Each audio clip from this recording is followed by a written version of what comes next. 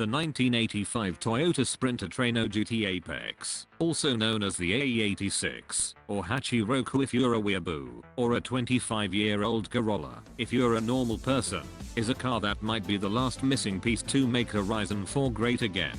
Together with cars like the Supra, the return of Mitsubishi, and many other additions to the game. And no, this is not because all of these were important things that the game needed in order to be good, but rather because, now that these cars are all in the game, then maybe, just maybe, people will start to ask for more important patches to make the game more fun, instead of just asking for an insignificant piece of content. This is not to say, however, that despite unnecessary, the AE86 is an unwelcome addition to Horizon 4. Quite the contrary, as the 86's large legacy means it has most definitely earned a spot in this game, unlike other certain cars. With its small lightweight body, rear-wheel drive drivetrain, and high-revving 4-cylinder engine, it was one of the very best price-to-fun ratio cars of the 80s and 90s too, but not for the reason most people might think of. As you probably already know, the Trueno is well known for one thing: drifting. This was mostly due to the following it had in Japan, because of drivers like Keiichi Tsuchiya, but it wasn't the culture it had in Japan that made it skyrocket in reputation and price. Unfortunately, most of the 86's reputation nowadays comes from it being the less super fast epic drift meme car from Initial D, even though the anime's entire plot revolves around Takumi pushing a shit car to the limit and winning races with it. This eventually made the 86 skyrocket in price, to the point of it becoming absolutely ridiculous sometimes. This is commonly known as tofu tax, and if you're one of those people who don't think a piece of media can help in significantly raising a car's value, you're a fucking idiot. The downside to all this street racing anime fame is that it came at a price, and that is that people don't remember the 86 for what it was truly legendary for. This thing was everywhere in motorsports during the 80s, even 90s. You could find them all over the world, from the circuits of Japan, Britain, Australia, to the dirt trails of Portugal, Britain, and Finland. Privateers loved the AE86 because it was a cheap, modest jack of all trades that you could easily compete against other cars of the era in motorsport in. With all of this said, however, Forza obviously ignored all of the actually important aspects of the 86 and seemed to have forced the Trueno to be so easy to slide that even a brain-damaged monkey could get it to drift. I don't know why, but something about this car's handling feels very off.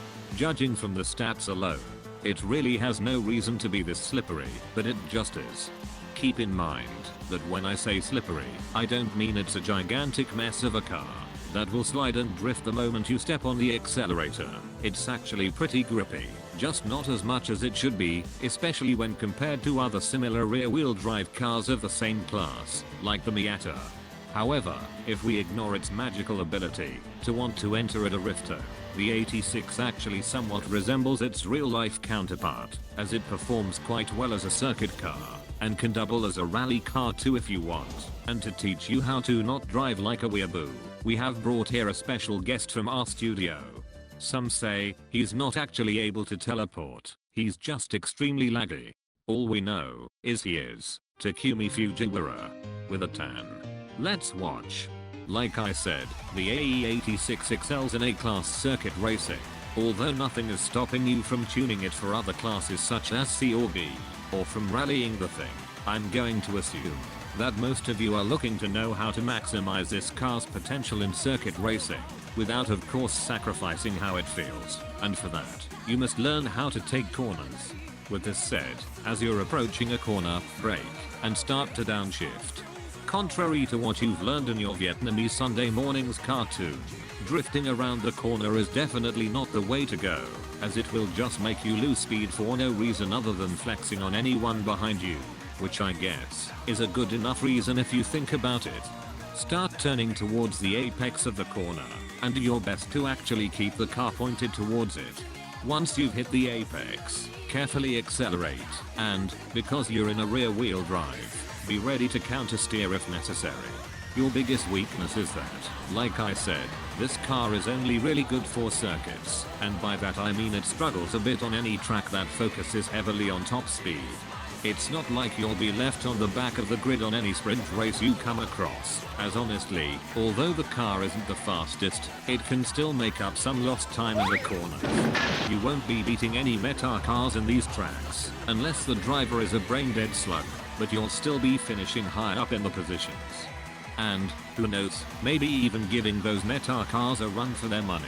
Unless you fuck up. Another weakness I've noticed is that the car tends to understeer in very low speed corners. However, I've found that you can easily prevent this by braking a bit earlier than what the driving line tells you to, and just taking your time in the corners.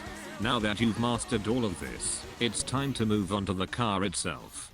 Thank you for showing us how to drive Takumi Fujiwara with a tan. Like I said earlier, there are many things we can use the AE86 for, but I'll be teaching you how to turn it into an A-class road racer, so let's get right into it. First of all, get some race tires, and because you're rear wheel drive, make them as thick as you can on the back, followed by getting track width on both the front and the back. I don't usually do this, but since I know you're probably here for the tofu car, for your rims, go to specialized rims, and pick the compomative ML. Next up, for drivetrain, get a race clutch, transmission, and differential. We'll come back for the driveline later. Except we won't. I just lied to you. How does it feel? Get race brakes, suspension, and anti-roll bars, followed by race weight reduction. And finally, for your engine, get race camshafts, exhaust, and intake manifold, and then dump the rest into random parts for power until you reach 800 PI. In my case, I went with a race intake, sport fuel system, race engine block, and race pistons, followed by a sports flywheel to help top the PI off. Now that you've turned your engine into a time bomb, it's time to wait for it to blow on the last 5 seconds of the race only for you to still magically win due to plot armor. For gearing, adjust your final drive towards acceleration until your top speed is 165 miles per hour, or 265 kilometers per hour. For alignment, get 0.12 out at the front and 0.12 in at the back. Adjust your braking force balance to 60% to prevent oversteer, and set your braking force pressure to 90%. And lastly, for your differential, adjust your acceleration to 50% and your deceleration to 20%. And that's it.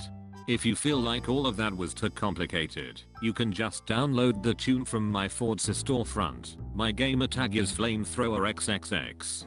Now that you finally went from being a weeboo who watched an anime about cars, to a good driver that actually understands how racing works, go get some podium finishes.